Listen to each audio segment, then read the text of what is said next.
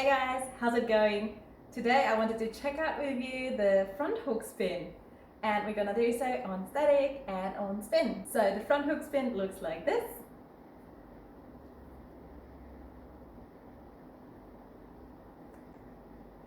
And just a couple of words about the difference between spinning and static. So spinning, the pole is spinning. So we have to really squeeze our hands when we're holding onto the pole to actually stay on the pole. And also, because the pole is already spinning itself, we don't need to take as much momentum in the very beginning, but just a little bit less is fine just to get that spinning going. In the beginning, always try it out with a tiny bit of momentum first, see how you go before you put in heaps and then get super fast. Because yeah, we want to be able to focus on the move first and not just think about, okay, how am I gonna survive this? This is spinning far too quickly. So yeah, just keep that in mind. On static pole though, we actually want to take a lot of momentum just to be able to spin around the pole a little bit more, to not lose the spin halfway through, and yeah, just to make it look a bit nicer. So here, because the pole is not spinning with us, we will actually not have to squeeze as much. We have to let go with the hands a little bit to allow for the pole to actually move inside our hand, because we want our hand to spin around it and we don't want to just be stuck in one point. So when I start spinning around the pole but then I squeeze really hard, this will most likely just make me get stuck in that one position where I started squeezing my hands. So that being said, because of the friction of the hands on the pole, this already takes out a bit of the spin, so we want to take a lot more momentum when we're doing all of this on static. So just so you can compare the two options, I'm going to show you the front hook spin on static and on spin next to each other. And as you can see on static, I've rotated a lot less and I got to the very ground in the end. Meanwhile, on spinning, I did not really get lower because I was squeezing so hard with my arms that my body was not coming lower, it was just spinning around the pole the whole time. Also, because of this pole spinning with me, I could do more rotations there.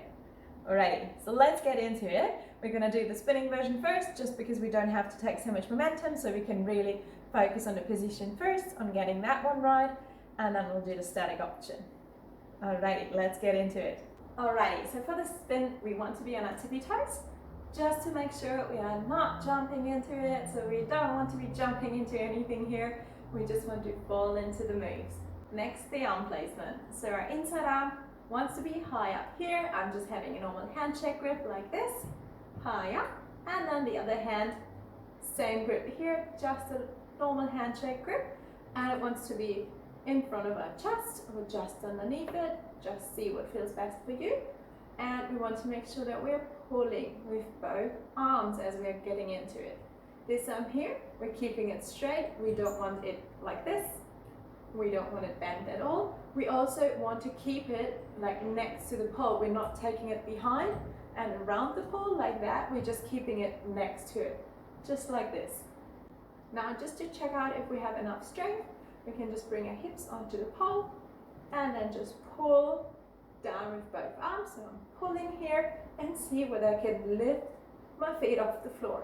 So when you're just lifting off your feet like that, you don't have to bring your knees up as well. I just did it to make you see it a little bit better. So as you can see, we can help with this arm by pulling with it as well, so that not all the weight is just on our top arm here. But yeah, as your arm gets stronger, you can also get rid of that arm in the end. But for now, we're keeping it on. Also, this arm will help us to not turn into the pole, to just keep like the nice distance here between us and the pole. So we don't want to be like starting to spin like this, facing the pole, or being like diagonally leaning onto it. We just want to keep our distance here from it.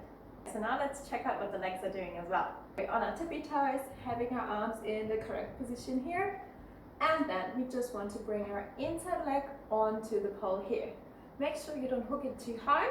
You don't want the knee to be facing forward or up or anything. This is just a bit too much. We just want the knee to be facing down, and we are hooking it onto the pole.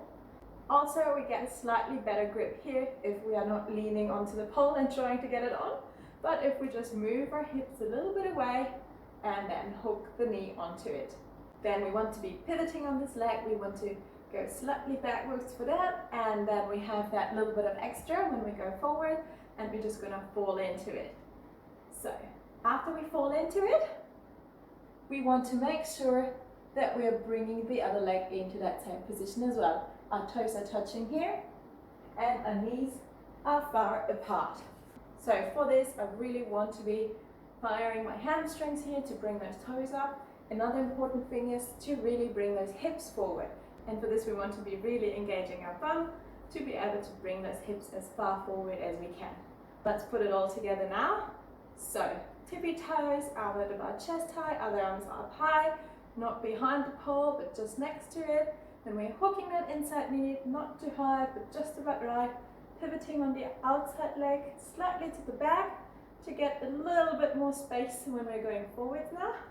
And we fall into it, bringing the other leg onto it as well. And we can extend the other leg, bring it forwards and towards the pole to come out of it. So let's do it all once more. So up onto our tippy toes, arm comes across the chest, inside arm comes higher. We're going to be pulling with both arms, so just get ready for that. Now we're going to hook that inside leg onto the pole, and then we're going to pivot slightly to the back, and then forwards, bringing the toes together in the back there.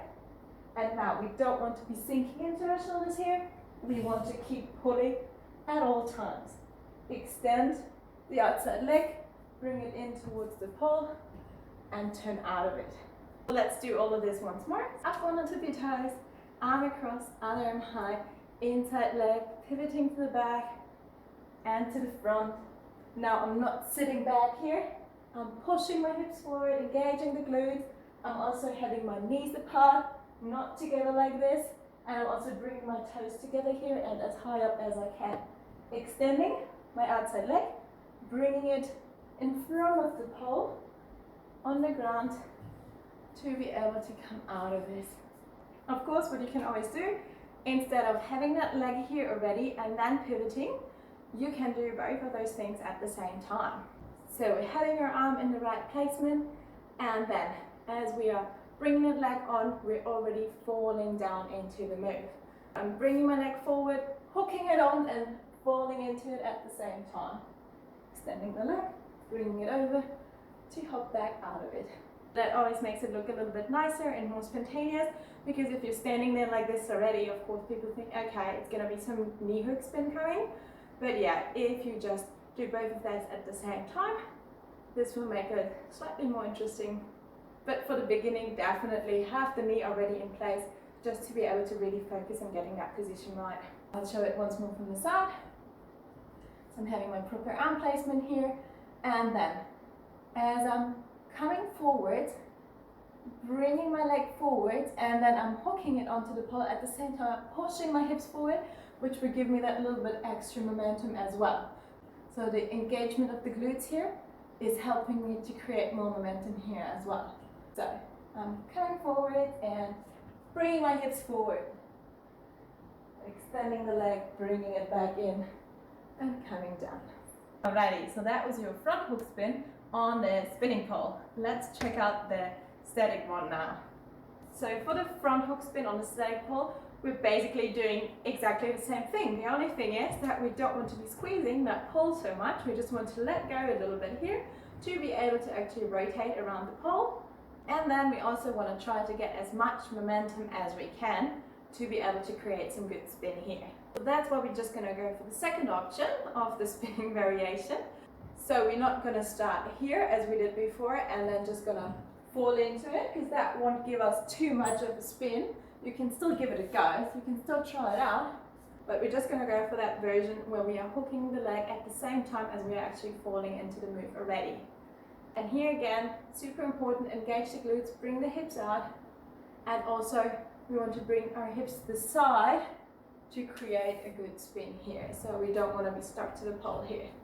So everything else is the same. So arm placement is the same. We want to be on our tippy toes again, and then we're stepping on the outside leg, bringing our hips out to make them drop forward, engaging our glutes to really push those hips forward, and at the same time our leg goes out and hooks onto the pole. So let's check this out. Outside leg and pushing those hips forward, coming all the way down. Nice back arch here, holding back onto the pole, pulling with the arms to stand back up. Alrighty, let's do this one once more. Coming into my good arm positioning here on my tippy toes, and then outside leg steps, inside leg comes forwards and through. At the same time my hips are coming out and engaging the glutes to really push those hips forward as soon as that knee hooks. So, forward and push until I'm all the way down. Nice archy shape.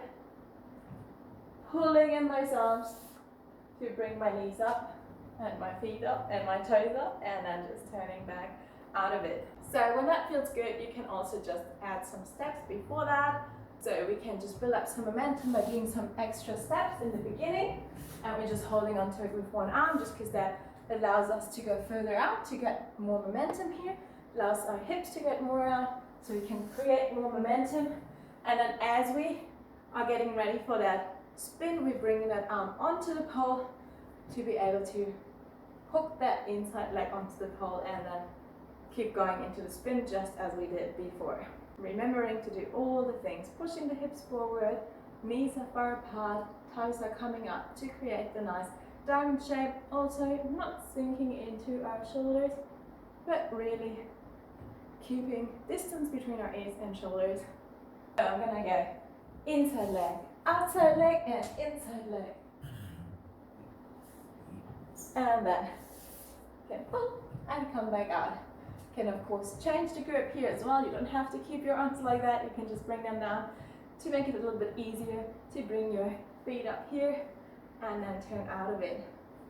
Also, we don't have to ride it down all the way until we are touching the ground with our knees, but we can also take our legs up before that and just come back to standing straight away before we even end up kneeling on the ground. For this, you just have to get a little bit of a feel for how long you can go before the spin is taking you too low to get your legs back out of it. But essentially what you want to do is when we're in this position here, while we're still in the air, you just want to raise those knees up and we can bring the feet down to the ground then and stand up. Let's have a look at this. So we're going inside leg, outside leg, inside leg, and now bringing those feet to the front, and I can come back out standing straight away. Or continue into the next spin, or continue into the next trick, whatever you like doing there. So if you are super confident with all of this, you can play around with it a little bit more. So either on spinning or on static, you can actually take a hand off or do something different with your outside leg, for example, straighten it. Let's have a look at the leg version first. So coming into my spin, and then I can extend the leg as well. This is what it would look like on the spinning option. You just have a little bit more time here to actually play around with those legs. So coming into my front hook spin and then extending that one leg, which will also make you slow down slightly as opposed to bringing it back in. Okay, bring it to the front and come out of it. And then the arm option would be to actually get rid of a point of contact that we have with our hand here. So we're going to take that inside hand off, and that would look like this on static. You can also start without that arm straight away.